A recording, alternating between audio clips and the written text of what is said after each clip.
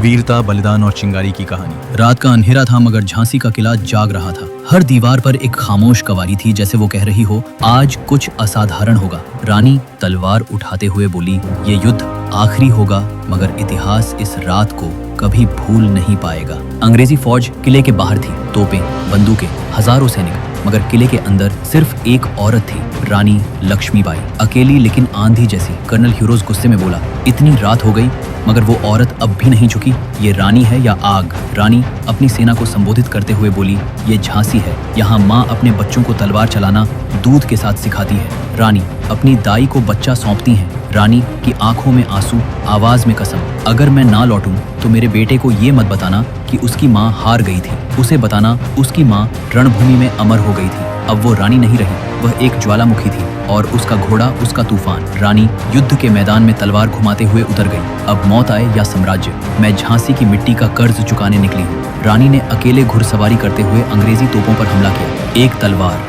मगर ऐसा तूफान कि दुश्मन पीछे हटने लगे। आग और युद्ध के बीच रानी लक्ष्मीबाई, जिसने मौत को भी घोड़े की लगाम से बांध दिया था। जलता हुआ किला, रानी घोड़े पर दूर जाती हैं, तब ही किसी सैनिक की आवाज गूंजती है। वो जा रही है मौत की तरफ नहीं, इतिहास की तरफ। 1858 जब पूरा हिंदुस्तान चुप था, एक रानी थी जिसने इतिहास को आवाज दी। झांसी नहीं झुकी थी तो राख होकर भी चिंगारी छोड़ गई।